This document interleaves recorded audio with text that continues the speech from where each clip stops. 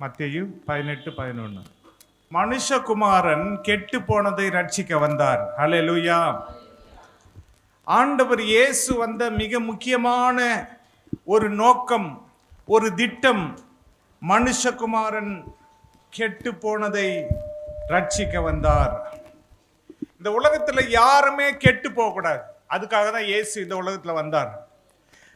யோவான் 3:16 தேவன் தம்முடைய ஒரே பேரான குமாரனை விசுவாசிக்கிறவன் எவனோ அவன் கெட்டு போகாமல் நித்திய ஜீவனை அடையும்படிக்கு அவரையே தந்தருளி இவ்வளவாய் உலகத்தில் அன்பு கூர்ந்தார். அப்ப கெட்டு போகக்கூடாது. ஏன் கெட்டு போகக்கூடாது? இந்த உலகத்துல எல்லாருமே ஒரு வகையில கெட்டு போறாங்க. ஒரு பொருள் அது கெட்டு போகுது. அந்த பொருள் கொஞ்ச காலம் ஃப்ரிட்ஜில் வச்சா கெடாம இருக்கு. அதுக்கு பிறகு அது தாங்காது. என்னைக்கே இருந்தாலும் அது கெட்டு தான் போக வேண்டும். அது போல நம்முடைய வாழ்க்கையில கெட்டு போகாமல் இருப்பதற்கு பல வழிகள் இருக்கிறது. அதுக்கு இயேசுதான் நமக்கு துணை. அல்லேலூயா. நாம் கெட்டு போகாமல் இருப்பதற்கு நம்முடைய ஆண்டவரும் நம்முடைய ரட்சிகருமாகிய இயேசு கிறிஸ்து அவர் நினைச்சா நம்ம கெட்டு போகாமல் இருக்கலாம். வேதம் சொல்லுகிறது இந்த 18:14 இவ்விதமாக இந்த சிறியரில் ஒருவனாயிலும் கெட்டு போவது பரலோகத்தில் இருக்கிற உங்கள் பிதாவின் சித்தம் அல்ல. பிதா ஒருவரும் கெட்டு போகக்கூடாதுன்னு சொல்லிதான் குமாரனாகிய இயேசு அனுப்பினார். ஒருவரும் கெட்டு போகக்கூடாது. மனுஷகுமாரன் கெட்டு போனதை ரட்சிக்க வந்தார். அவருடைய குமாரனை விசுவாசிக்கிறவன் கெட்டு போகக்கூடாது. அவர் ஏன்னா ஒருவரும் இந்த சிறியரில் ஒருவனும் கெட்டு போவது பரலோகத்தில் இருக்கிற உங்கள் பிதாவின் சித்தம் அல்ல. நாம் கெட்டு போவது பிதாவின் சித்தம் அல்ல. அல்லேலூயா. நாம கெட்டு போகக்கூடாது. மற்றவங்களையும் கெடுக்க கூடாது. நாம் கெட்டு போகக்கூடாதுன்னா மற்றவங்களையும் நம்ம என்ன செய்யக்கூடாது? கெடுக்க கூடாது. நீ வாழ பிறரை கெடுக்காதே அப்படின்னு சொல்லுவாங்க பழமொழி. அப்ப நாம் வாழறதுக்காக பிறரை நம்ம என்ன செய்யக்கூடாதான்? கெடுக்க கூடாதான். ஏன்னா கெட்டு போகக்கூடாது. மத்தேயு 18:6 யாராவது ஒருத்தர் கெடுத்த, அதாவது ஒருத்தருக்கு இடரல் உண்டாக்கினா அவங்களுடைய கழுத்துல எந்திர கல்லை கட்டி, எந்திர கல்லுன்னா மாவு அரைக்கிற கல், அந்த கல் எவ்வளவு வெயிட்டா இருக்கும், தூக்கவே கஷ்டமா இருக்கும். அந்த கல்லை கழுத்துல கட்டி கடலின் ஆழத்துல போட்டுருவாங்களாம். அப்படிப்பட்ட தண்டனை. அப்போ ஒருத்தருக்கு யாருக்கு இடரல் உண்டாக்க கூடாது, யாரையும் கெடுக்க கூடாது. அதை தான் தேவன் விரும்புகிறார். அல்லேலூயா. நம்முடைய வாழ்க்கையில கெட்டு போக கூடாது. பொருட்களுக்கு ஒரு டேட் இருக்கு. ஒரு பிரெட்டா கடந்த வாரத்துல 2 பாக்கெட் பிரெட் வாங்கி வச்சிருந்தோம். அந்த 2 பாக்கெட் பிரெட் வாங்கி வச்சுட்டு நாங்கள் ஊருக்கு கிளம்பிட்டோம். நாங்க 8ஆம் தேதி அந்த டேட் முடியுது. அடுத்த நாள் வந்து பார்த்தோம் 9ஆம் தேதி டேட் முடிஞ்சு போச்சு. அந்த பிரெட்டு அப்படி இருந்தாலும் எடுத்து பார்த்தா கொஞ்சம் நல்லா இருக்கிற மாதிரி இருந்துச்சு. அதனால ஒரு பிரெட்டை மட்டும் சாப்பிட்டோம். இன்னொரு பிரெட்டை வேலை செய்யறவங்க வந்தாங்க, அவங்க கிட்ட சொன்னோம், இது நான் சாப்பிட்டேன். இன்னொரு பிரெட் முழுசா இருக்கு, ஆனா டேட் முடிஞ்சிருச்சு, ஆனா நல்லா இருக்கு, நீங்க சாப்பிட்றதா கொண்டு போய் சாப்பிடுங்க அப்படின்னு கொடுத்து அமிச்சோம். இன்னைக்கே காலி பண்ணிருங்க. பாருங்க, அந்த பிரெட்டை கூட அந்த டேட் முடியறதுக்குள்ள சாப்பிட்டாதான் அதனுடைய அந்த கெட்டு போகாம தன்மை இருக்கும். ஏதோ கிருபையில ஒரு நாள் தாங்குச்சு, எக்ஸ்ட்ரா ஒரு நாள். ஆனா அதுக்கப்புறம் அதை சாப்பிட முடியாது. ஒரு மாதிரி ஆயிரும், பூஜாரம் முடிச்ச மாதிரி ஆயிரும், இல்லை கலர் மாறிடும், சாப்பிடவே முடியாது. அப்போ ஒரு பொருளுக்கும் ஒவ்வொரு பொருளுக்கும் ஒரு டேட் இருக்கு, எக்ஸ்பைரி டேட்.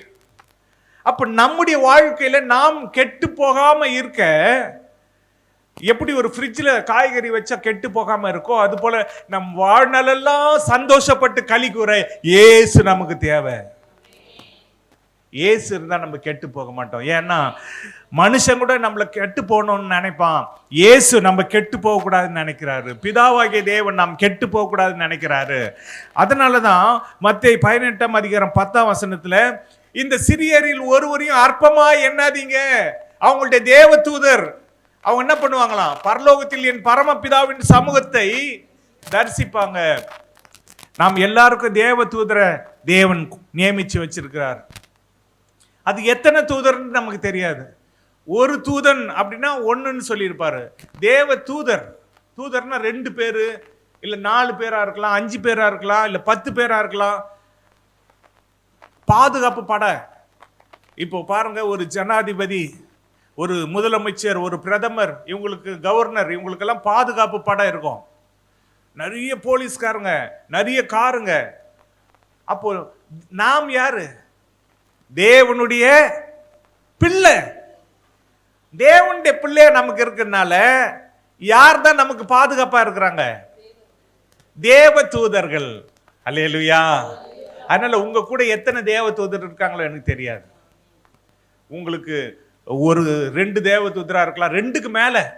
எத்தனை உங்க பிரச்சனையை வச்சு அல்லது உங்களுக்கு இருக்கிற சத்துரு போராட்டத்தை வச்சு ஆண்டவர், சரி நீங்க போங்க, நீங்க ஒரு 4 பேர் இங்க போங்க, ஒரு இவங்களுக்கு ரொம்ப போராட்டமா இருக்கா, சரி நீங்க ஒரு 10 பேர் போங்க. ஒரு தேவ தூதனை அமிச்சாலே என்ன பண்ணலாம்? ஜெயம் கிடைக்கும். ஆனா நம்ம மேல வச்ச அன்புனால நிறைய தேவ தூதரை நமக்கு வச்சிருக்கிறார். அவங்க நம்மளை பத்தி பரமபிதாவிடத்துல போய் வராங்க. இன்னைக்கு என்ன? இன்னைக்கு இந்த சிஸ்டர் ரொம்ப கோபமா பேசினாங்க, அப்படியா? சரி. இன்னைக்கு என்ன? இவங்கள இன்னொருத்தர் கோபமா பேசினாங்க, சரி அவங்கள ஒரு தட்டு. சரி இவங்க கோபமா பேசுறாங்க, திரும்ப நாளைக்கும் போய் இவங்க கோபமா பேசுறாங்க, அப்ப இவங்கள ஒரு தட்டு. ஏன்னா நம்ம வாழ்க்கையில நடக்கிற விபத்தா இருந்தாலும், நம்ம வாழ்க்கையில் நடக்கிற எதுவா இருந்தாலும் தேவனை தெரியாம ஒண்ணும் நடக்காது. நாம என்ன நினைச்சுக்கிறோம்? அது விபத்து, தற்செயலா நடந்துச்சு. இல்ல, தற்செயலாவே நடக்கல. பாருங்க, கடந்த வாரத்துல தேவன் எங்களை திருநெல்வேலி போவதற்கு நாங்க முற்பட்டோம். ஆனா எனக்கு பர்சனலா தேவன் தடை பண்ணார், வேண்டாம் போக வேண்டாம். ஆனா எங்களுக்கு ஒரு லீவுனாலே எங்களுக்கு திருநெல்வேலி தான் ஞாபகம் வரும். ஏன்னா லீவுல நாங்க வேற எங்கேயாவது போனா ஹோட்டலுக்கு காசு கட்டணும், சாப்பாட்டுக்கு காசு கட்டணும், எல்லாத்துக்கும் காசு கட்டணும். நாமளே விசுவாச ஊழியத்தை செய்கிறோம். அதனால லீவுன்னு நாங்கள் திருநெல்வேலிக்கு போனால் அங்கே ரூமும் ஃப்ரீ, சாப்பாடு ஃப்ரீ, எல்லாம் ஃப்ரீ. பழங்கள், அதுக்கப்புறம் என்னென்ன வேணுமோ ஸ்வீட்டு எல்லாம் அங்கே இருக்கும், நாங்கள் எடுத்து சாப்பிட்டுப்போம். அதில் ஃப்ரீயாக இருக்கிறதுனால ஃப்ரீயாக இருக்கும்போதெல்லாம் அங்கே போகணும்னு நினைப்போம். அப்போ பாருங்கள், ஆண்டவருடைய சித்தம் இல்லை. பையனை கோயம்புத்தூரில் போய் காலேஜில் விட்டுட்டு அங்கேருந்து ஒழுங்காக நாங்கள் ஒழுங்கு மரியாதையாக நாங்கள் சென்னைக்கு வந்திருக்கணும். தேவன் எங்களை அங்கே போக விடலை. ஆனால் நாங்கள் என்ன பண்ணிட்டோம்? போயிட்டோம். அப்படி போனது தான் பெரிய தப்பாயிடுச்சு. எப்படின்னா, கோயம்புத்தூரில் திருநெல்வேலிக்கு போகிறதுக்காக நின்று கொண்டு இருக்கிற ஒரு சிக்னலில் ஒரு லாரி பின்னால் காரை வேகமாக டமால்னு முட்டுச்சு. ஒரு முறை இல்லை, 2 முறை முட்டுச்சு. ஆனாலும் ஆண்டவர் எங்களை காப்பாத்தினார். காருக்கு மட்டும் சேதம், பின்னால அந்த டிக்கியை, அந்த டோரையே மாத்தணும்னு சொல்லிட்டாங்க. பாருங்க, அப்படி ஆண்டவருடைய பேச்சை மீறி நாங்க போனதுனால அந்த நாளெல்லாம் நின்றுட்டு இருந்தோம். அந்த லாரிக்காரன் வருவான், பெருசா ஏதோ பணம் தர போறான் போல் இருக்கு, இடிச்சதுக்கு எப்படியும் ஒரு 50,000 கொடுத்துருவான் அப்படின்னு நின்றுட்டு இருக்கிறோம். ஏன்னா ஃபோன் பண்ணி கேட்டால் 40-50,000 ஆகும் சார் அப்படின்னாங்க. அவன் வந்தான், 2 மணி நேரம் கழிச்சு வந்தான். சார் நீங்கள் இன்சூரன்ஸில் பார்த்துங்க, நம்ம போலீஸ் ஸ்டேஷன்லேயே போய் இது பண்ணிக்கலாம், காம்ப்ரமைஸ் பண்ணிக்கலான்ட்டு. போலீஸ் ஸ்டேஷன், நீங்கள் இன்சூரன்ஸில் பார்த்துங்க சார், பாய் பாய் டாட்டா. பாருங்க, எல்லாம் போச்சு, அந்த நாளெல்லாம் போச்சு. அதுக்கப்புறம் போனோம். அதுக்கப்புறம் அங்கே ஒரு சின்ன ஒரு காரியங்கள் முதலே ஆண்டவர் தடை பண்ணாரே, நம்ம போகாம இருந்திருக்கணும். அல்லேலூயா. பாருங்க, தேவன் நம்முடைய வாழ்க்கையில எது நடந்தாலும் அவருடைய சித்தப்படி தான் நடக்குது என்பதை முதலாவது நம்ம அறிந்து கொள்ள வேண்டும். அவருடைய சித்தம் இல்லாம ஒண்ணுமே நடக்காது. பக்கத்துல இருக்கிறவங்கள பார்த்து சொல்லுங்க, அவருடைய சித்தம் இல்லாம ஒன்றுமே நடக்காது. அல்லேலூயா. எல்லாம் அவருடைய சித்தம் தான். அதனால எதுவுமே தற்செயலா நடக்கிறது கிடையாது. ஒரு விபத்தா இருந்தாலும், ஒரு வியாதி வந்தாலும் எதுவுமே தற்செயலா நடக்கிறது இல்லை. தேவனுடைய பிள்ளைகளுடைய வாழ்க்கையில தேவ திட்டம், தேவ சித்தம் அதுதான் நடக்கும். நாம செத்தே போனா கூட அது தேவ சித்தம் தான். அவருக்கு தெரியாம ஒண்ணும் நடக்காது. அதனாலதான் பக்தர்கள் பாடுவாங்க, அவர் அறியா ஒன்றும் அவரையே நான் கொள்வேன். அந்த பாட்டை ஒருத்தர் பாடுங்க.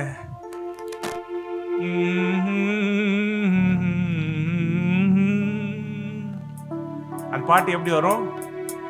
அவர் அறியாதொன்றும் வந்ததில்லை, அவரையே சார்ந்து கொள்வேன். அதுதான் அந்த பாட்டு. அப்ப அந்த பாட்டெல்லாம் பக்தர்கள் ஏற்கனவே பாடி அனுபவிச்சிருக்காங்க. அல்லேலூயா. ஏன்னா அவங்களுடைய வாழ்க்கையில என்ன வேதம் என்ன சொல்லுதுன்னா, நம்ம தலையில இருக்கிற முடி கூட அவரை அறியாம விழாது. அல்லேலூயா.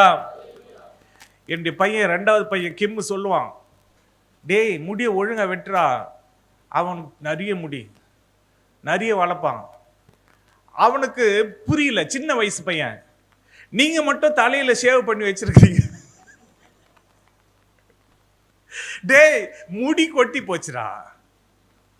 இல்ல நீங்க மட்டும் தலையில அங்க ரவுண்டா ஷேவ் பண்ணி வச்சிருக்கிறீங்கல்ல, நானே முடி கொட்டி போச்சுன்னு கவலையில இருந்தா, இவன் தலையில நீங்க ஷேவ் பண்ணி வச்சிருக்கிறீங்க, அதனால நான் எங்க வேணாலும் என்ன வேணாலும் பண்ணுவேன்.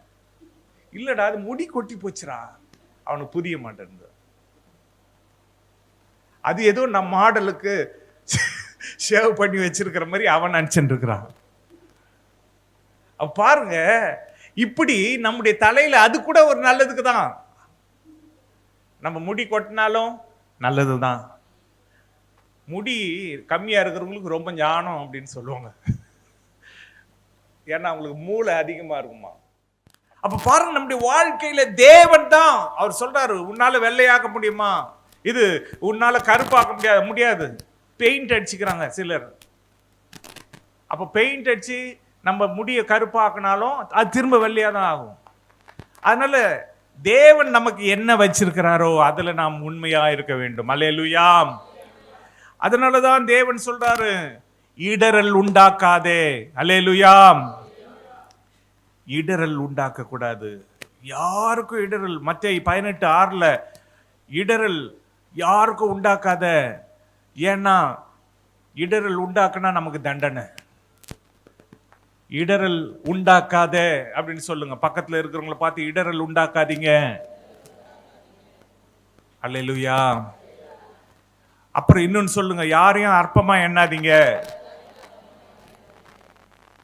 சிலர் அற்பமா எண்ணி மேல பார்ப்பாங்க, மேல பார்த்து அப்படியே நடந்து கீழே சாணியில காலை வச்சிருவாங்க.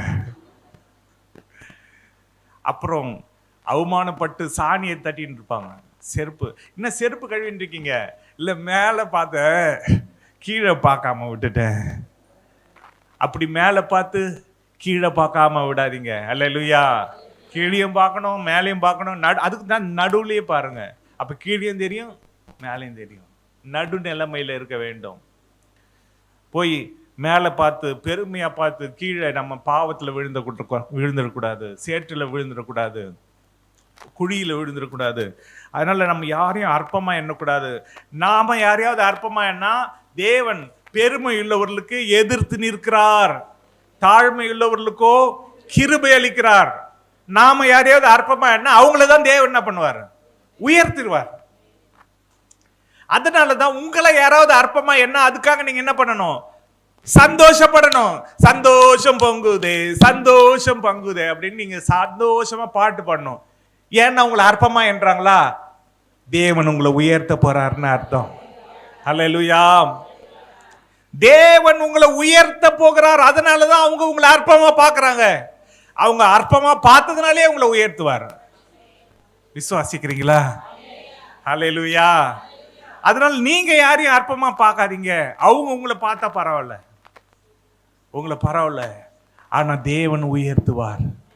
தேவன் உங்களை உயர்த்துவார். அல்லேலூயா. அதனால நம்ம யாரையும் அற்பமா பார்க்க வேண்டாம். நம்மள அவங்க பார்த்தா பரவாயில்ல, தேவன் நம்மளை உயர்த்துகிற நேரம் அதுதான் என்று நீங்கள் அறிந்து கொள்ள வேண்டும். ஒரு மனுஷனுக்கு 100 ஆடுகள் இருந்ததாம். மத்தேயு 18ஆம் அதிகாரம் 12, 13 வசனத்துல அவன் 100 ஆடுகள் வச்சிருந்தான். அதுல ஒரு ஆடு காணாம போயிருச்சு.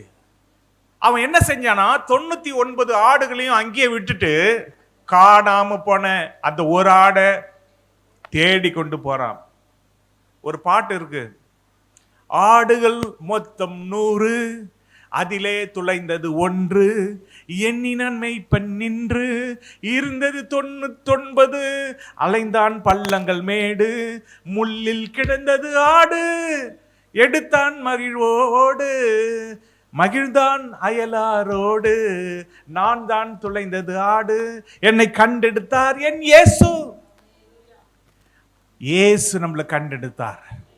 இன்னைக்கு சபைக்கு வந்திருக்கிற எல்லாரையும் பார்த்து ஆண்டவர் இயேசு மகிழ்ச்சி அடைகிறார். ஆனா வராத அந்த ஒரு சேர் காலியா இருக்கு பாத்தீங்களா, அவங்கள தான் அவர் ரொம்ப மிஸ் பண்றார். 99 பேர் இருந்தாலும் வராத ஒரு ஆள். அந்த மேய்ப்பன் 99 ஆடு இருந்தாலும் காணாம போட ஆடு எங்க? மற்ற 99 விட்டுட்டு போய் தேடுறான். காட்டுல போறான், மேட்டுல போறான், பள்ளத்துல போறான்.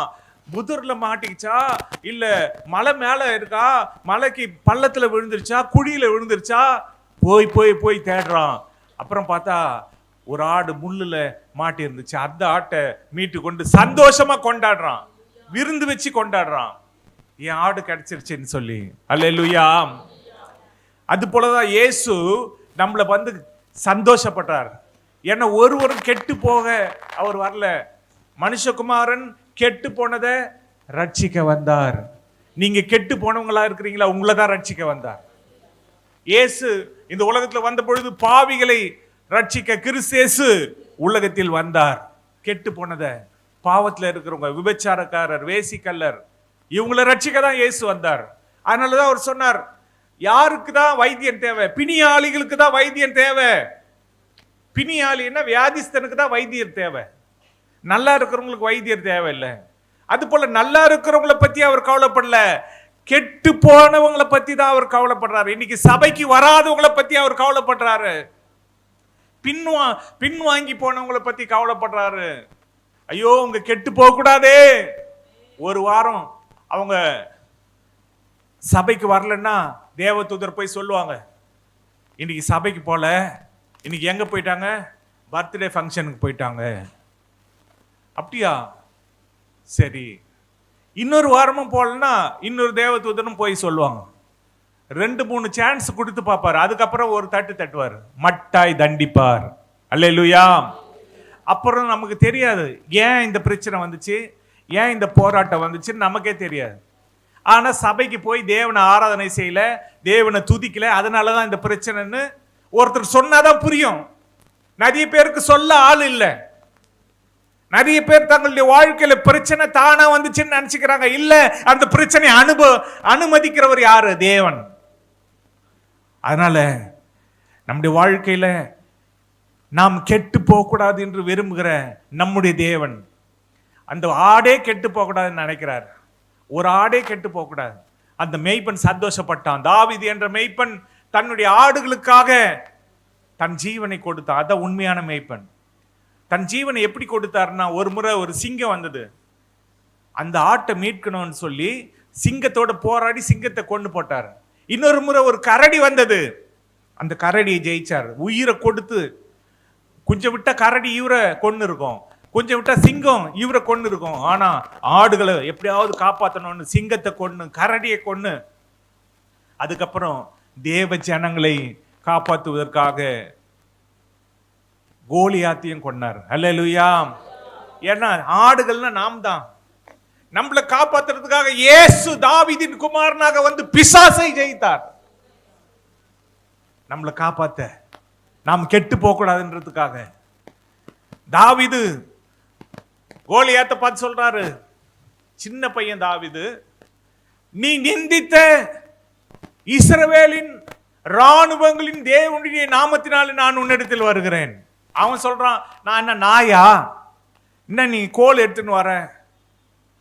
ஆனா அவன் வந்து பட்டயத்தை வச்சிருக்கிறான், ஈட்டி வச்சிருக்கிறான், இதெல்லாம் வச்சிருக்கிறான்.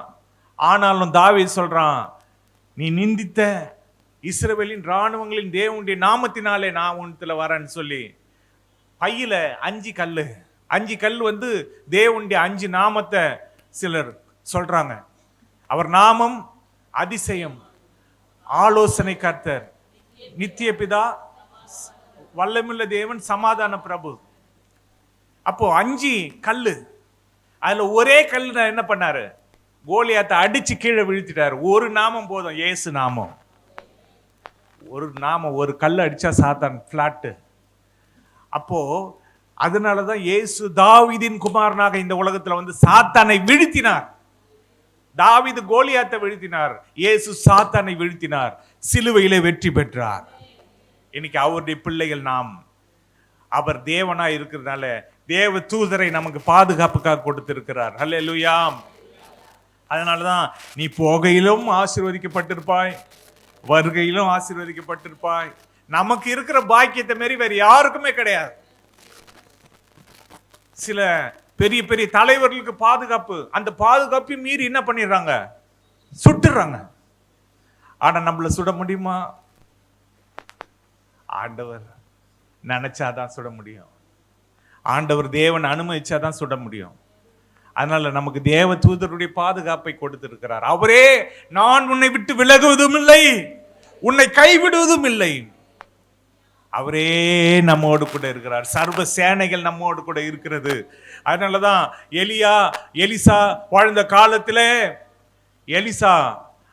எலிசாவை பிடிப்பதற்காக அங்க சத்துருக்கள் வந்த பொழுது அந்த வேலைக்காரன் பயப்படுறான். அப்போ தேவனை நோக்கி ஜெபம் பண்றாரு எலிசா, ஆண்டவரே இவன் கண்களை திறந்தரலும். கண்களை திறந்த உடனே இவர்களோடு அக்கினிமயமான ரதங்களும் அக்கினிமயமான குதிரைகளும் இவங்களோடு இருந்துச்சான். ஆனா வர்ற ராணுவம் வந்து சாதாரண குதிரை, சாதாரண ரதம். ஆனா இவங்களோடு இருந்தது அக்கினிமயமான குதிரை, அக்கினிமயமான ரதம். ஆனா யார் கண்ணுக்கும் தெரியாது. ஹல்லேலூயா. நம்மோடு கூட அப்படிதான் தேவன் ஆயத்தப்படுத்தி இருக்கிறார். நம்ம கண்ணுக்கே தெரியாது நம்மளோடு. அதனாலதான் தேவன் சொல்றாரு, உலகத்தில் இருக்கிறவனை விட உங்களில் இருப்பவர் பெரியவர். அத முதல்ல நீங்க புரிஞ்சுக்குங்க. எதுவுமே உங்களுக்கு ஒண்ணுமே செய்ய முடியாது. தேவன், நான் தான் சொல்றேன், தேவன் அனுமதிச்சாதான் ஒரு வியாதி வந்தாலும் தேவன் அனுமதிச்சாதான் வரும். நீங்க மறிக்கணுமா, தேவன் அனுமதிச்சாதான் நீங்க மறிப்பீங்க. நீங்க யாருக்கிட்டையாவது அடிபடணுமா, தேவன் அனுமதிச்சாதான் நீங்க அடிபடுவீங்க. அப்ப தேவன் நம்முடைய அப்பா. அவர் வந்து நம்ம கெட்டு போகணும்னு நினைப்பாரா, நல்லா இருக்கணும்னு நினைப்பாரா? நல்லா இருக்கணும்னு தான் நினைப்பாரு. அல்லேலூயா. அதனாலதான் சொல்றாரு, உங்க பையன் உங்க பிள்ளை உங்ககிட்ட மீனை கேட்டா நீங்க பாம்பை கொடுப்பீங்களா, முட்டையை கேட்டா தேலை கொடுப்பீங்களா? நீங்களே அப்படி செய்யும் பொழுது, பொல்லாதவர்களாகி நீங்களே நல்ல ஈவை கொடுக்க அறிந்திருக்கும் பொழுது பரிசுத்த ஆவியை கொடுப்பது அதிக நிச்சயம் அல்லவா?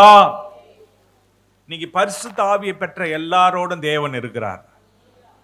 பரிசுத்த ஆவியை பெறலன்னா தயவு செய்து பரிசுத்த ஆவியை பெற்றுக்கொள்ளுங்க. என்ன பரிசுத்த ஆவியை பெறும் பொழுதுதான் நம்ம மீட்கப்படும் நாளுக்கென்று முத்திரையாக பெற்ற பரிசுத்த ஆவி. நம்ம இயேசு வரும்பொழுது நம்ம மீட்கப்பட போகிறோம், அவரோடு வருகையில எடுத்துக்கொள்ளப்பட போறோம். அதுக்கு தான் பரிசுத்த ஆவியை கொடுக்கிறார். ஒருவன் ஜலத்தினாலும் ஆவியினாலும் பிறவாவிட்டால் தேவனுடைய ராஜ்யத்துக்குள் பிரவேசிக்க மாட்டான் என்று மெய்யாகவே உங்களுக்கு சொல்லுகிறேன். நாம ஞானசானம் எடுத்திருக்கணும், அபிஷேகம் பெற்றிருக்கணும், அப்பதான் பரலோகத்துக்குள்ள பிரவேசிக்க முடியும்.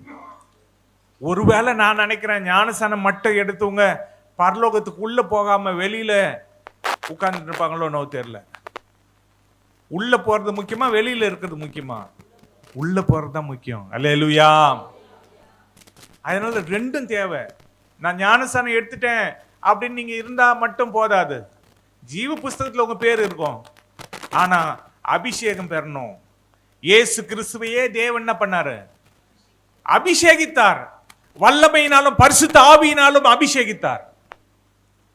அப்போ தேவகுமாரனாகி அவரையே அபிஷேகித்து இருக்கும் பொழுது நாம் மண்ணான நாம, சாதாரண மனுஷராகி நாம் தேவனுடைய அபிஷேகத்தை பெறும் பொழுதுதான் நாம் தேவ பிள்ளையாகவே மாறுகிறோம். அப்பதான் நாம் கெட்டு போக மாட்டோம். அல்லேலூயா. உள்ள அபிஷேகம் இருந்தா நாம் கெட்டு போக மாட்டோம். அந்த ஆவியானவர் நம்மளை நல்ல பாதையில நடத்துவாரு.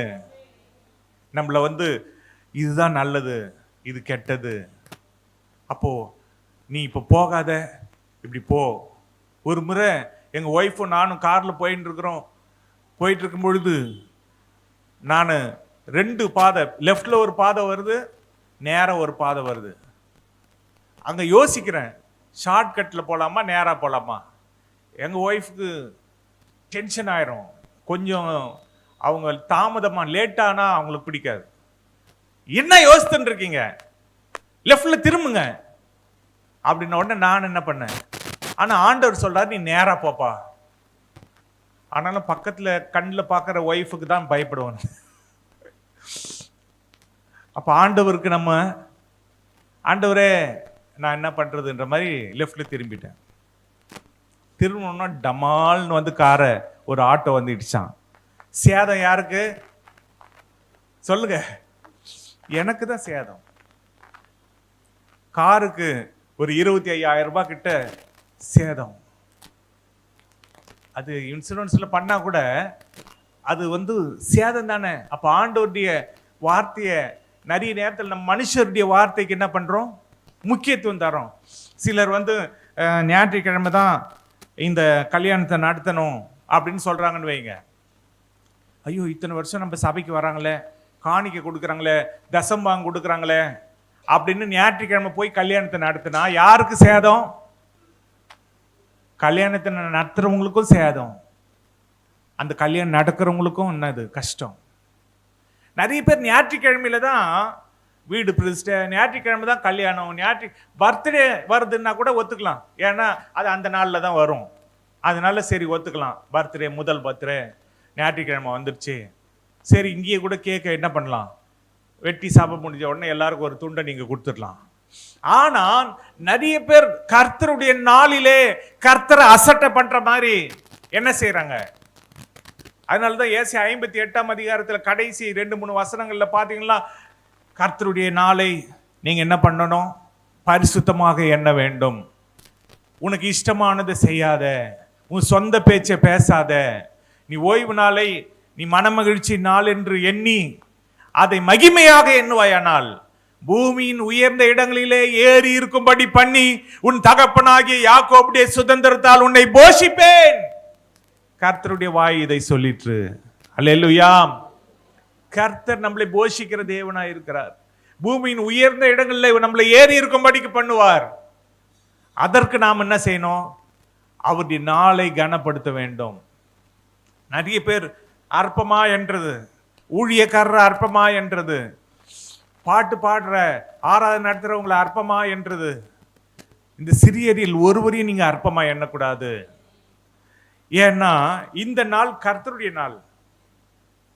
இந்த நாள் கர்த்தர் தந்த நாள், இதிலே நான் குருவோம், புலம்பல் இல்ல,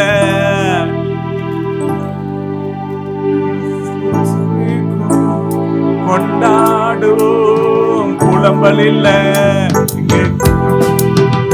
இன்று புசித்து குடித்து கொண்டாடுவோம், துதித்து துதித்து மகிழ்ந்திருப்போம், துயரம் அனைத்தும் மறந்திருப்போம், புதிய நாடை அணிந்து துயரமெல்லாம் மறந்து துதித்து மகிழ்ந்திருப்போம், தூயவரில் கழித்திடுவோம், துதிய நாடை அணிந்து துயரமெல்லாம் மறந்து துதித்து மகிழ்ந்திருப்போம், தூயவரில் கழித்திருப்போம். கர்த்தருடைய நாளை அசட்டை பண்ணக்கூடாது. கர்த்தருடைய நாளிலே நான் ஆவிக்குள்ளானேன். அல்லேலூயா. ஆவிக்குள்ள ஆகிற நாள், அந்த நாள்ல போய் நாம் நம்ம இஷ்டத்துக்கு நாம் என்ன பண்ணக்கூடாது, செய்யக்கூடாது. அல்லேலூயா. அதனால கர்த்தரை கனப்படுத்தணும், கர்த்தருடைய ஆலயத்தை கனப்படுத்தணும். பாருங்க, நிறைய பேர் நேரத்தை நீங்க ரொம்ப பாப்பீங்க. இத்தனை மணி ஆனா முடிக்க வேண்டிய நேரமாச்சே, இன்னும் முடிக்கலையே அப்படின்னு ஒரு சிலர் அப்படி பெரிய ஆபீசர் மாதிரி எழுந்து போயினே இருப்பாங்க. அப்ப கர்த்தரை அசட்டை பண்றாங்க, ஊழியக்காரரை அசட்டை பண்றாங்க, சபையை அசட்டை பண்றாங்க. அப்படி செய்யவே கூடாது. எனக்கு தெரிஞ்சபடி பார்த்தீங்கன்னா காலையில் நீங்கள் வந்து வரணும். காலையில் 7 மணிக்கு முன்னால் வந்து உங்களுக்கு எல்லாருக்கும் பொங்கல், கேசரி, வடை எல்லாம் இங்கே ரெடியாக வச்சுருக்கணும். நீங்கள் வந்து இங்கே சாப்பிட்டுட்டு ஆண்டவர் ஆராதனை செய்யணும். அதுக்கப்புறம் 2வது ஆராதனையில் ஸ்டார்ட் பண்ணுறதுக்குள்ளே ஒரு டீ உங்கள் எல்லாருக்கும். இது ஒரு காலத்தில் நடக்கும் ஆண்டவர் சித்தமாக இருந்தால். 2வது ஆராதனையில் கலந்துக்கிற எல்லாருக்கும் ஒரு டீ கொடுத்துட்டு 2வது ஆராதனையில் தேவனை நல்லா துதிக்கணும், தேவன் நல்லா ஆராதனை செய்யணும். அதுக்கப்புறம் எல்லாருக்கும் மட்டன் பிரியாணி. மத்தியானம் மட்டன் பிரியாணியை சாப்பிட்டுட்டு நீங்கள் கொஞ்ச நேரம் ரெஸ்ட் எடுங்க, ஒருத்தருக்கு ஒருத்தர் பேசுங்க. கொஞ்ச நேரம் ரெஸ்ட் எடுத்துட்டு வராதவங்களை போய் சந்திங்க, இல்லை புதிய ஆத்மாவை பக்கத்தில் போய் சந்திங்க. திரும்ப சாயங்காலம் வந்து உங்களுக்கு ஒரு காஃபி, ஒரு மசால் வடை எப்படி இருக்கும் சாப்பிட்டுட்டு நீங்க சாயங்கால ஆராதனையில் என்ன பண்ணணும்? கலந்து கொண்டு தேவனை துதிக்கணும், தேவனை ஆராதனை செய்யணும். ஏன்னா முழு நாள் தேவனுடைய நாள். தேவனை துதிச்சு தேவனை ஆராதனை செய்துட்டு நைட்டுக்கு நீங்க இங்க வந்து இடியாப்பம், அதுக்கப்புறம் மட்டன் பாயா, இதெல்லாம் நைட்டுக்கு வச்சிருக்கணும். நீங்க எல்லாம் சாப்பிட்டுட்டு தண்ணியெல்லாம் குடிச்சிட்டு அதுக்கப்புறம் நீங்க என்ன பண்ணணும்? வீட்டுக்கு போகணும். அப்படிதான் நான் நினைக்கிறேன். நீங்க என்ன நினைக்கிறீங்க? செஞ்சிடலாமா? அப்படி செஞ்சா எல்லாருமே நீங்க இங்க இருப்பீங்கல்ல? சரி சரி. ஒரு குடும்பம் முதல்ல இட்லி போட்டாங்க. இட்லி போட்டு கறி குழம்பு. அந்த ஆளுங்க கறி குழம்பு போடுங்கன்னா கறியை எவ்வளோ போடுவாங்களோ தெரியாது, தேங்காவெல்லாம் அரைச்சி ஊற்றி கறி குழம்பு எடுத்துகிட்டு வருவாங்க. நம்ம ஆளுங்க கஷ்டப்பட்டு காசை கொடுத்து அவங்க கிட்ட கறி குழம்பு இட்லி வாங்கிட்டு வந்து ஃப்ரீயாக போட்டாங்க. அதுக்கப்புறம் கொரோனாவுக்கு முன்னால் நடந்ததை நான் சொல்கிறேன். அதுக்கப்புறம் கொஞ்சம் சாப்பாடாக போட்டிங்கன்னா நல்லா இருக்குமே அப்படின்னு உடனே மத்தியானம் எல்லாருக்கும் சாப்பாடு. அதுக்கப்புறம் பொங்கல் போட்டாங்க. அதுக்கப்புறம் ஒயிட் சோறு, உருளைக்கிழங்கு, அதுக்கப்புறம் சாம்பார், ரசம்னு. அதுக்கப்புறம் பார்த்தீங்கன்னா ஆண்டவர் சித்தமோ இல்லையோ தெரியல, அதெல்லாம் அவங்க பார்த்தாங்களான்னு தெரியல, கவுன்சிலராகவே நின்ட்டாங்க. ஆனால் கொஞ்சம் இதில் மிஸ் ஆயிடுச்சு. அப்படியெல்லாம் போட்டால் அடுத்தது எம்எல்ஏவை கூட ஆயிடுவாங்க, தெரியாது. அப்போ நமக்கெல்லாம் கறி சோறு போட சொல்றீங்க. அப்படி போட்டு பாருங்க. அல்லேலூயா. ஆண்டவருக்காக நம்ம என்ன செஞ்சாலும் அதுக்கு ஆண்டவர் திரும்பி தந்துருவாரா இல்லையா? திருப்பி கொடுத்துருவாரு. நம்மளது அவருக்கு எதுக்கு? அதனாலதான் நம்ம ஆண்டவரை வந்து முழு இருதயத்தோட, முழு ஆத்மாவோட, முழு பலத்தோட அவரை நாம் என்ன செய்யணும்? ஆராதனை செய்யணும். அரைக்குறை மனசா வேகாத முட்டை மாதிரி, முட்டையை பாதியில் எடுத்தீங்கன்னா எப்படி இருக்கும்? உள்ள பச்சையாவே இருக்கும். வெந்த முட்டையை தான் சாப்பிடணும். வேகாத முட்டையை சாப்பிட்டா அதுக்கு நீங்க பச்சை முட்டையே சாப்பிடலாம். நாட்டு முட்டை வெறும் வயிற்றுல கொடுப்பாங்க, பச்சை முட்டை. அதை நீங்க சாப்பிட்டாலும் கொஞ்சம் பலன் கிடைக்கும். அரைக்குறையா வேக வச்சு சாப்பிட்டு என்ன பிரயோஜனம்? அதனால நிறைய பேருடைய வாழ்க்கையில அரைக்குறையாவே இருக்கிறீங்க. ஒரு கால் சேத்துல, ஒரு கால் ஆத்துல. கர்த்தர் தேவனானால் கர்த்தரை ஆராதனை செய்யுங்க. பாகால் தேவனானால் பாகாலை ஆராதனை செய்யுங்க. எலியா சவால் விட்டார். அந்த சவால்ல 400 பாகால் தீர்க்கதரிசிகளை கூப்பிடுறாரு. நீங்க பலி செலுத்துங்க, அக்கினியினால் பதில் செய்கிற தேவனே தேவன். நீங்க பலி செலுத்துங்க, அது அக்கினி வந்து என்ன பண்ணணும்? அந்த பலியை அங்கீகரிக்கணும். அவங்க காலையில இருந்து சாயங்காலம் வரைக்கும் கூப்பிடுறாங்க. இன்னும் சத்தமா கூப்பிடுங்க. பாகால் தூங்கின்னு இருப்பான், சத்தமா தூங்குங்க. உடம்பெல்லாம் கீறி ரத்தம் ஊத்தி அவங்க என்ன பண்றாங்க? கூப்பிடுறாங்க. ஒண்ணுமே பலன் இல்லை. அதுக்கப்புறம் இவர் பலிபீட செப்பனிட்டு பலிய அங்க வச்சு சந்தா அதை குத்தி அங்க வச்சு அது மேல தண்ணியை ஊத்தி என்னை கேட்டர்லும், தேவன் கேட்டர்லும், அக்கினி வானத்திலிருந்து இறங்கி அந்த பலியை பட்சித்து போட்டது. அது போலதான் நம்முடைய வாழ்க்கையில தேவாதி தேவன், ராஜாதி ராஜா, கர்த்தாதி கர்த்தர் நம்முடைய வாழ்க்கையில அற்புதங்களை செய்கிறவர். அல்லேலூயா, அல்லேலூயா, அல்லேலூயா. அற்புதங்களை செய்கிற தேவாதி தேவன், அதிசயங்களை செய்கிற தேவாதி தேவன், நம்முடைய ஜெபத்தை கேட்கிற தேவாதி தேவன், நாம் கெட்டு போக கூடாதுன்னு நமக்கு நினைக்கிற தேவன், நாம் கெட்டு போகாம இருக்க அவர் உயிரை கொடுத்தார். நாம சாகாம இருக்கணும் அப்படின்னு அவர் நமக்காக செத்தாரு. அதனால ஒருவரும் கெட்டு போவது அவருக்கு பிரியமல்ல. மத்தேயு 18 அதிகாரம் 15 வசனத்துல, உன் சகோதரன் உனக்கு விரோதமாக குற்றம் செய்தால் அவனோடு நீயும் அவனும் தனித்து போய் பேசு. அவன் நீ என்ன பண்ணலாம்? ஆதாயப்படுத்தி கொள்ளலாம். அல்லேலூயா. யாருக்கும் இடரல் உண்டாக்காதீங்க, யாரையும் அற்பமா எண்ணாதீங்க, எல்லாரையும் ஆதாயப்படுத்தி கொள்ளுங்க. அல்லேலூயா. எல்லாரையும் ஆதாயப்படுத்தணும். ஆத்துமாக்களை ஆதாயப்படுத்துகிறவன் ஞானம் உள்ளவன். உங்களுடைய சொந்தக்காரங்க ரட்சிக்கப்படலையா? அவங்கள ஆதாயப்படுத்துங்க. கடந்த வாரத்தில் நம்முடைய சபையில் 2-3 நாளைக்கு முன்னால சௌரி உஷா, அவங்களுடைய அம்மாவுடைய அம்மா, அதாவது உஷாவுடைய பாட்டி இறந்து போயிட்டாங்க. அந்த குடும்பத்துக்கு நம்முடைய சபையின் சார்பாக ஆறுதலை தெரிவித்துக் கொள்ளுகிறோம். அவங்க பாருங்க, விக்கிரக ஆராதனையில் இருந்தவங்க. அவங்க எங்க இருக்கும்பொழுதே எனக்கு தெரியும். ஆனா அவங்க நிறைய நகைகள், பொட்டு, அது இது வச்சு ரொம்ப ஒரு வயசான ஒரு பாட்டி, உங்களுக்கு தெரிஞ்சிருக்கும். அவங்க பேர் சுசிலா. அவங்க ஞானஸ்தானம் எடுத்து எலிசபெத் அம்மாவா மாறினாங்க. கடந்த வாரத்தில் மரிச்சு போயிட்டாங்க. ஆனா அவங்க ஞானஸ்தானம் எடுத்து மரிச்சதுனால எங்க போயிருக்காங்க? பரலோகத்துக்கு போயிட்டாங்க. அதே அவங்க ஞானஸ்தானம் எடுக்காம மரிச்சிருந்தா நரகத்துக்கு போயிருப்பாங்க. அதனால நான் யாரா இருந்தாலும் நாம ஞானஸ்தானம் எடுத்துட்டு அவங்க மரிச்சதுனால நாம் கவலைப்பட வேண்டிய அவசியம் இல்லை. அல்லேலூயா. அதனால நம்முடைய வாழ்க்கையில யாரும் கெட்டு போக கூடாதுன்னா என்ன செய்யணும்? எல்லாரும் மனம் திரும்ப வேண்டும். எல்லாரும் ஞானஸ்தானம் எடுக்கணும். இந்த சிறியரில் யாரும் கெட்டு போவது பரலோகத்தில் இருக்கிற உங்கள் பிதாவின் சித்தம் அல்ல. அப்ப எல்லாரையும், அதனாலதான் ஒரு பாஸ்டர் சொன்னாரு, நீங்க ஆத்துமாக்களை கொண்டு வாங்க. எப்படி நாங்க கொண்டு வருவது? வாடகைக்காவது கொண்டு வாங்க. வாடகைக்குன்னா எப்படி சொல்லுங்க? ரோட்ல ஒரு ராஜா என்ன செஞ்சாராம், அழைக்கப்பட்டவங்களை போய் கூப்பிட்டாரு, ஆளை அனுப்பிச்சு கூப்பிட்டாரு. ஆனா அழைக்கப்பட்டவர்கள் அபாத்திரவான்களா போயிட்டாங்க. அப்போ சொல்லிட்டாரு, ரோட்ல சந்து புந்து எங்க இருக்கிறவங்களையும் கொண்டு வாங்க. எல்லாருக்கும் இலவசமா என்னது? கல்யாண வஸ்திரம், எல்லாருக்கும் கொழுத்த கன்று, எல்லாருக்கும் விருந்து. அது போல அந்த பாஸ்டர் சொன்னாரு, வாடகைக்காவது கொண்டு வாங்க.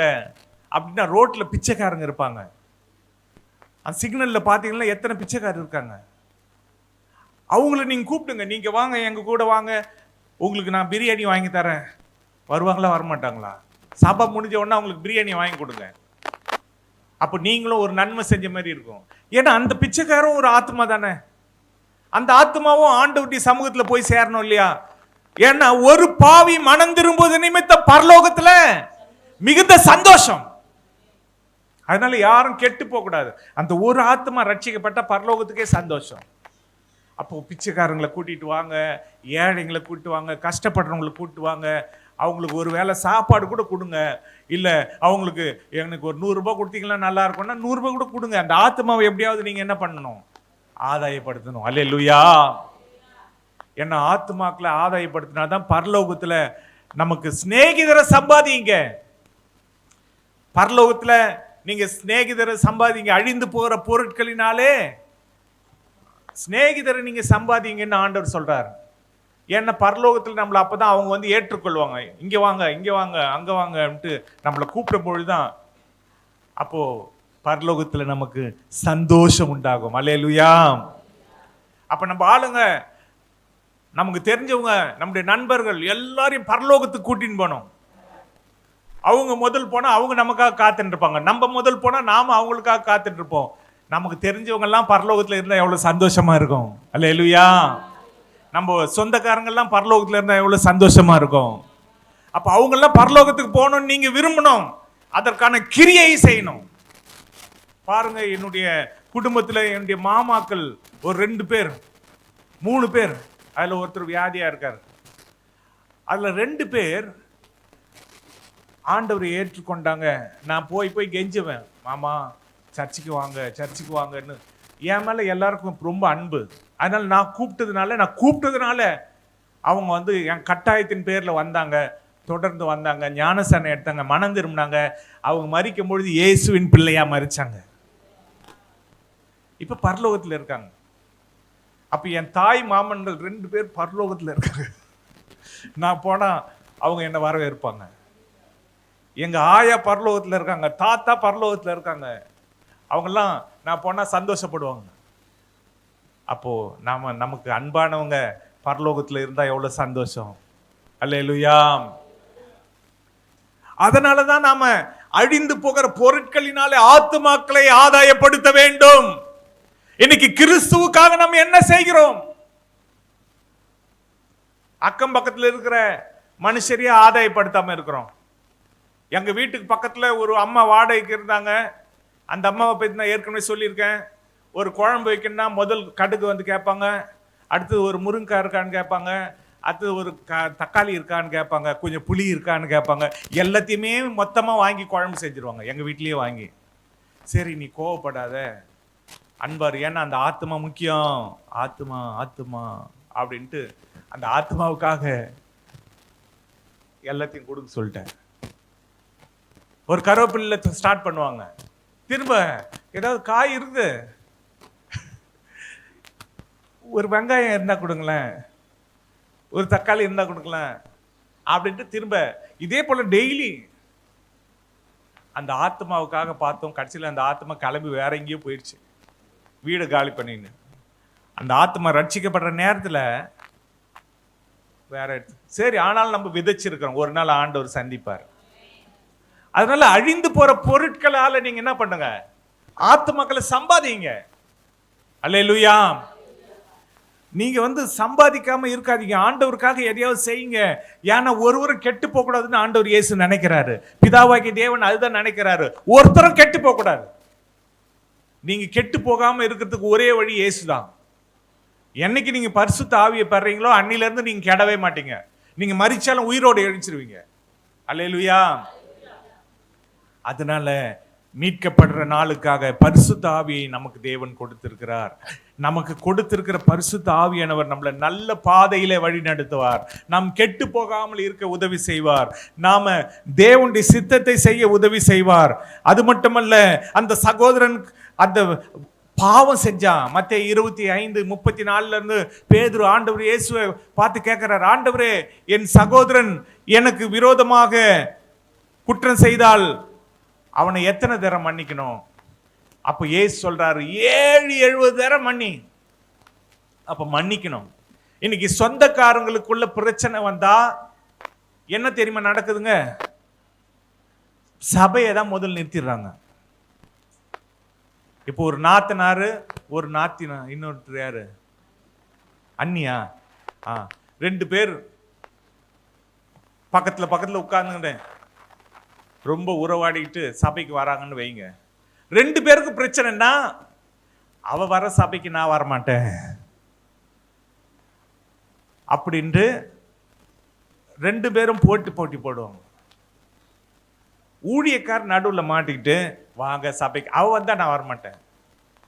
இவங்க கிட்ட, நீங்க வாங்க சபைக்கு, அவ வந்தா நான் வரமாட்டேன்.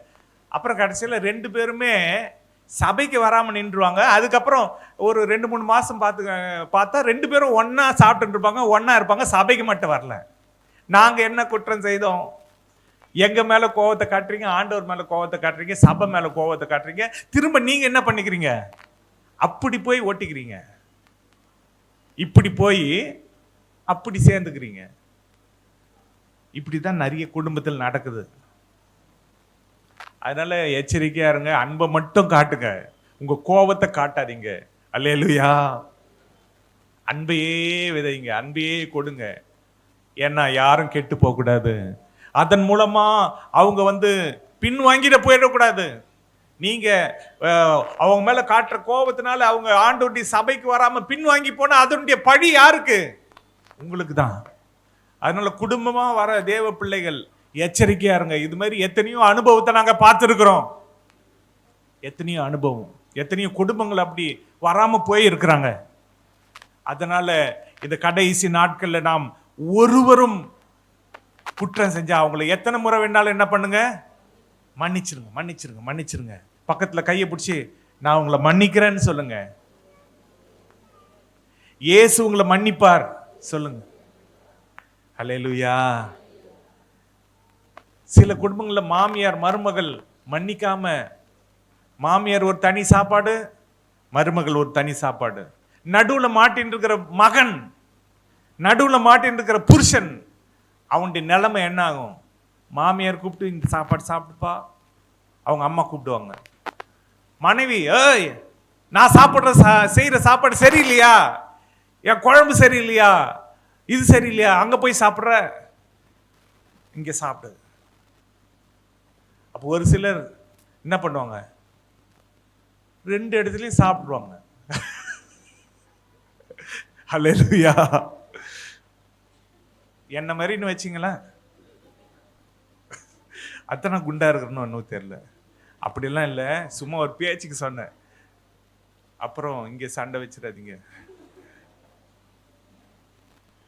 பாருங்க, நம்முடைய வாழ்க்கையில எத்தனையோ சூழ்நிலைகள் நமக்கு விரோதமா இருக்கு. கிறிஸ்துவுடைய அன்பை விட்டு என்னை பிரிப்பவன் யார்? இன்னைக்கு கிறிஸ்துவுடைய அன்பை விட்டு பிரிக்கிறதுக்கு தான் சவால்கள் நம்முடைய வாழ்க்கையில வந்து கொண்டிருக்கிறது. அப்போஸ்தலனாகிய பவுல் சொல்லுகிறார், பசியோ, நாசமோசமோ, நிர்வாணமோ, பட்டயமோ, எதுவும் கிறிஸ்துவுடைய அன்பை விட்டு என்னை பிரிக்க முடியாது. அன்புல நாம் உறுதியாய் கட்டப்பட வேண்டும். அதனால்தான் ஒரு வீட்டுல ஒரு கூட்டம்னா நீங்க என்ன செய்யணும்? எல்லாரும் வந்து கலந்து கொள்ளுங்க. புருஷ மனைவியா இருக்கிறவங்க உங்க பைக்கை எடுங்க, 2 பேரும் வாங்க. ஒரு புதன்கிழமை கூட்டமா 2 பேரா பைக்ல கிளம்பி வாங்க. ஏன்னா நம்ம சபையில வேன் வசதி எல்லாம் இல்லை, நீங்களே வந்தாதான் உண்டு. ஆட்டோ பிடிச்சிட்டு வாங்க, வந்து அந்த கூட்டங்களில் கலந்து உங்க அன்பை வெளிப்படுத்துங்க. அல்லேலூயா. இந்த வாரம் கூட புதன்கிழமை சகோதரர் வேலு என்ற ஜேம்ஸ் கல்யாணபுரத்தில் அவருடைய வீட்டில் கூட்டம் நடக்க போகுது. நீங்க எல்லாரும் வரணும். அல்லேலூயா. அந்த சகோதரனை நீங்க வந்து ஆசீர்வதிக்கணும். அந்த சகோதரன் கஷ்டப்படுற சகோதரன், அவங்க வீட்டை நீங்க ஆசீர்வதிக்கணும். அப்ப அவர் பெரிய மாளிகை கட்டணும், அவர் வண்டி வாகனங்கள் வாங்கணும், அவங்க பிள்ளைகள் செழிக்க வேண்டும், அவங்களுடைய கஷ்டம்லாம் நீங்க வேண்டும். அதுக்கு தான் அந்த கூட்டம். அப்ப நீங்க வரணும். நீங்க வந்தாதான் உங்க வீட்டுக்கு ஒரு கூட்டம் உங்க வீட்டில் நடக்குதுன்னா அவங்க வருவாங்க, எல்லாரும் வருவாங்க. அதனால நீங்க வாங்க. ஒருத்தர் மரிச்சா நீங்க வாங்க, அவங்களை அடக்கம் பண்ண வாங்க. நிறைய பேர் யாராவது மரிச்சா நீங்க வர்றதில்லை. அப்ப அன்பு எங்க காட்டுறீங்க? ஒருத்தர் மரிச்சா அந்த வீட்டுக்கு நீங்க வராம இருந்தா நீங்க அவங்க கிட்ட அன்பு காட்டல. அந்த நேரத்தில் கூட நீங்க வரலன்னா எப்படி? நியாயப்படி சகோதரி உஷா அவங்க பாட்டி மரிச்சப்போ நிறைய பேர் வராம போயிட்டாங்க. அவங்க சகோதரி உஷாவை இன்னைக்கு பார்த்து நீங்க ஆறுதல் சொல்லிடுங்க. அன்னைக்கு வர முடியல, கொஞ்சம் மேனேஜர் வந்து வேலை கொடுத்துட்டாரு, அன்னைக்கு நின்னா எனக்கு வேலையே போயிருக்கோம், அதனால தான் வராமல் போயிட்டேன் அப்படின்னு நீங்க சொல்லிடுங்க. நானே எல்லாத்தையும் உங்களுக்கு சொல்லித்தரேன். எதையாவது சொல்லுங்க, அவங்கள ஆறுதல் படுத்துங்க. நான் கூட அன்னைக்கு போகும்போது லில்லி போய் கட்டி பிடிச்சி அழ போறாங்கன்னு நினைச்சேன். பார்த்தா உஷாவும் சிரிக்கிறாங்க. பிரைஸ்ல அடக்கா, சரி இவங்களும் சிரிக்கிறாங்க. சரி, நமக்கு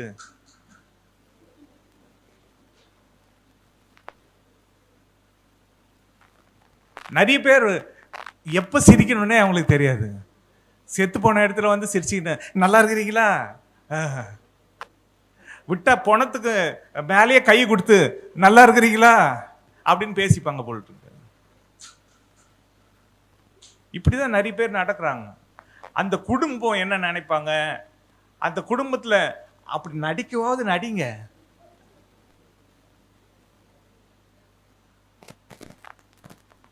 நீங்க அங்க பள்ளியாவது காட்டாம இருங்க, உங்களுக்கு அழகு கூட வர வேணாம். அட்லீஸ்ட் பள்ளியாவது நீங்க என்ன பண்ணணும், கொஞ்ச நேரத்துக்கு மூடி வச்சிருந்தா அவங்களும் என்ன பண்ணுவாங்க, ஐயோ எவ்வளோ கவலையா வந்திருக்காங்க, எவ்வளோ சோகமா வந்திருக்காங்க அப்படின்னு உங்களை எல்லாம் பார்த்து அவங்க ஆறுதல் தேர்த்திக்குவாங்க. நீங்களே சிரிச்சா அவங்க என்ன சிரிக்கிறாங்க பாரு நம்ம நிலைமையை பார்த்து அப்படின்னு நினைப்பாங்க. அப்படி இருக்காதீங்க. எங்க எப்ப சிலர் கல்யாணத்துல வந்து அப்படியே மூஞ்சி உம்முன்னு வச்சிருப்பாங்க. போட்டோக்கார் சொல்லுவார், சிரிங்க சிரிங்க, 1000 தரம் கொஞ்சம் சிரிங்க, கொஞ்சம் சிரிங்க. அவங்க வீட்டு கவலையெல்லாம் நினைச்சிங்கன்னா அப்படியே இருப்பாங்க. அப்படி இருக்காதீங்க. எங்க சிரிக்கணுமோ அங்க சிரிங்க. அதான் வேதம் சொல்லுது, அழுகிறவர்களோடு அழுங்க, சிரிக்கிறவர்களோடு சிரிங்க.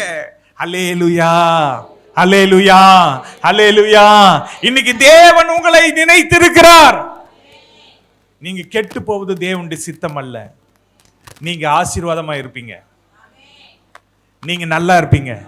பக்கத்துல இருக்கிறவங்கள பார்த்து சொல்லுங்க, நீங்க நல்லா இருப்பீங்க, நீங்க ஆசீர்வாதமா இருப்பீங்க, நீங்க கெட்டு போக மாட்டீங்க.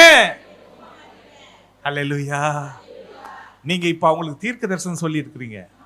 உங்க தீர்க்க தரிசனம் நிறைவேறதா பார்க்கணும். அல்லேலூயா. நிச்சயமாக நீங்க நல்லதா இருப்பீங்க. நம் கண்களை மூடி நம்ம ஜெபம் பண்ணலாமா? அல்லேலூயா. எங்கள் அன்பின் பரிசுத்த பிதாவே, இந்த நல்ல வேளையிலே உம்மை நன்றியோடு, நன்றி உள்ள உள்ளத்தோடு நாங்கள் துதிக்கிறோம், உம்மை ஸ்தோத்தரிக்கிறோம். அப்பா, ஒருவரும் கெட்டு போகாமல் இருப்பதற்காக மனுஷகுமாரன் நீர் இந்த உலகத்தில் வந்தீர். பிதாவே, ஒருவரும் கெட்டு போகக்கூடாது என்பது உம்முடைய சித்தமா இருக்கிறதுக்காக ஸ்தோத்திரம். நாங்கள் கெட்டு போக மாட்டோம். நாங்கள் எல்லாரும் நித்திய ஜீவனை பெற்றுக்கொள்ள எங்களுக்கு உதவி செய்யும். ஆண்டவரே, எங்களோடு கூட இருந்து எங்களை நீர் வழி நடத்தும் ஐயா. இந்த வனாந்திர வாழ்க்கையிலே எங்களை செழிப்பாய் நீர் நடத்தும். சோதனை நாட்களிலே எங்களுக்கு வெற்றியை தாரும். நாங்க கெட்டு போக கூடாதப்பா.